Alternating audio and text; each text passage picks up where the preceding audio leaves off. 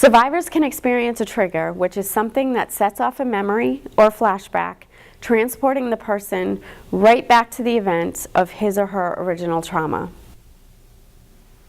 It means you're walking through your day and all of a sudden you're starting to relive your trauma, or you're starting to have heart palpitations, or you're starting to have some symptomology and you can't figure out where it came from.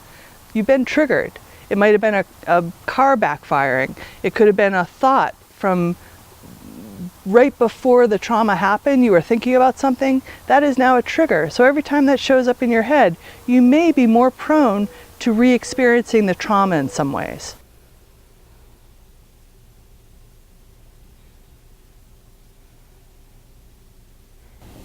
I'm triggered by the smell of firecrackers, fireworks. I cannot be around them at all. I recently was at a campfire where they was having a little campfire get together, and all of a sudden the flames sparked and shot up, and I didn't realize that I had as much sensitivity to the fire, but that brightness of the flame, it sent me right in a panic attack. So yes, I absolutely feel triggered by things every day pretty much. It can be something simple as a thunderstorm or people setting off fireworks. What we're talking about right now is not just a traumatic event, right? Some horrifying event happens and you're traumatized. We're talking about blast injury or some other reason from the traumatic event that causes hearing loss on top of the trauma. So you're not only experiencing the traumatic reactions, but when you're experiencing your hearing loss, the hearing loss itself is a trigger because it's connected to the trauma itself. So every time you're trying to manage your hearing, you're actually trying to manage being a survivor of a traumatic event. So it's compounded. So 2 weeks ago, I had my 30th high school reunion, and as soon as I walk in, people start talking to me. I could hear pretty much nothing. And everybody's, oh, you look so good, it's great to see you. You know, I see those pictures of you running still from the marathon. And inside, I'm like, I can't hear. I'm so frustrated, but I can't show that. And so I went to the bathroom multiple times during the evening to escape, to breathe, to vent, and try to get through the night. It was just that moment that brought me back to the marathon and also to the reality that even with technology, it doesn't always work, and you as a person that has hearing loss have to find ways to help cope with those skills and then bounce forward from it. I'm overthinking every place I go where I'm going to stand in the room because I want to stand where the most sound will bounce and come to me, like I was taught by other people with hearing loss to try to sit near the head of a table because then it's a U and the sound will come to you. I get very anxious if I know the place is going to have a higher ceiling because the sound just wafts up and there's no way I'm going to be able to hear people.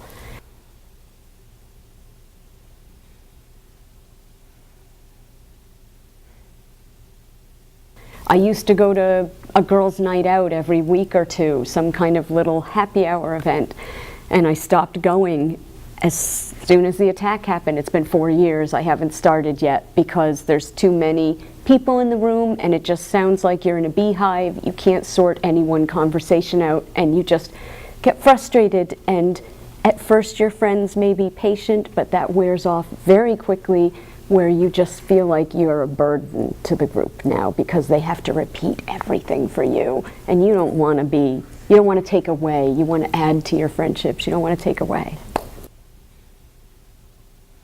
In peer support, we help each other figure out what strategies work best to reduce the impact of trigger, such as, number 1, following a normal routine as much as possible.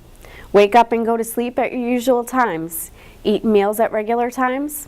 Continue to go to work and school and do activities with friends and family.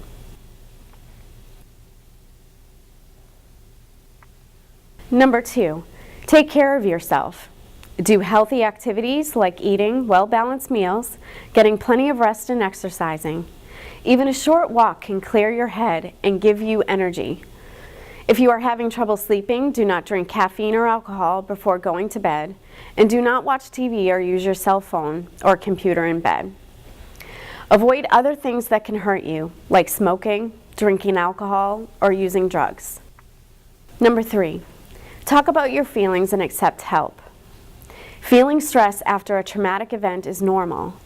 Talking to a peer support about how you are doing and receiving support can make you feel better.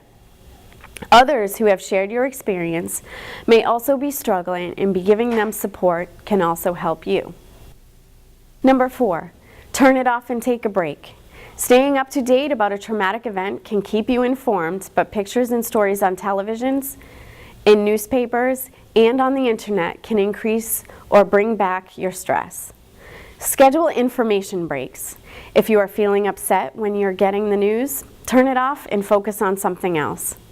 If you can step away from the television completely and social media sites, or ask a friend to filter information so you have some control over what you hear and see, it may alleviate some of this stress.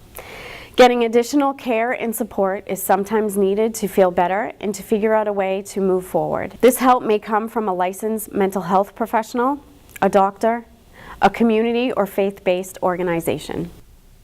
Signs that more help is needed include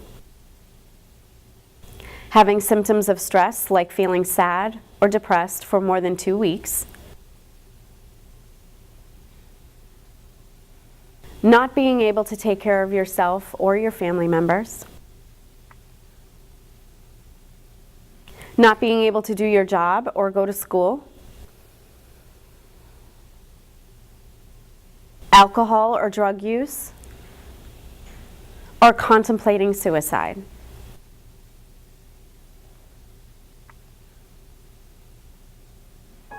There are a lot of expressions of trauma, so it depends on the person.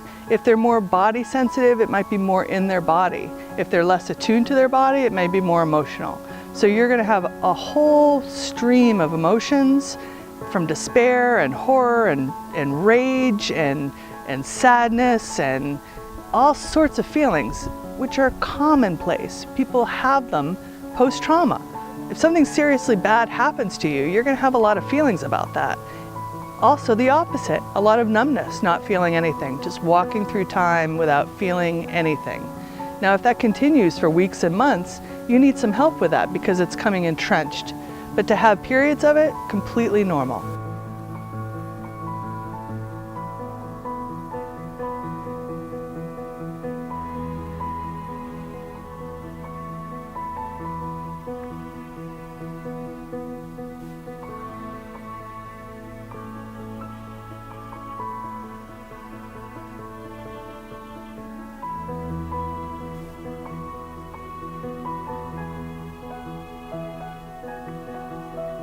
I've gotten better about knowing when things are getting bad and trying to be proactive. For the first year, I definitely wasn't. I stayed in my house and got worse. So when I got around other people and realized, oh, hey, they're having these same problems, it was very helpful. I would like to learn more about sign language because I worry about down the road how much this is going to get, if this is how bad it's going to get, and I want to be able to communicate, always be able to communicate, so I need to have that door open.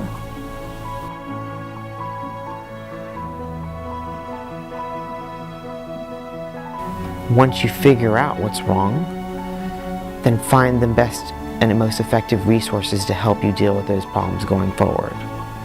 Whether it's through other survivors, other people going through what you're having, or just in general connecting with the community that are physicians that understand what's really happening to you.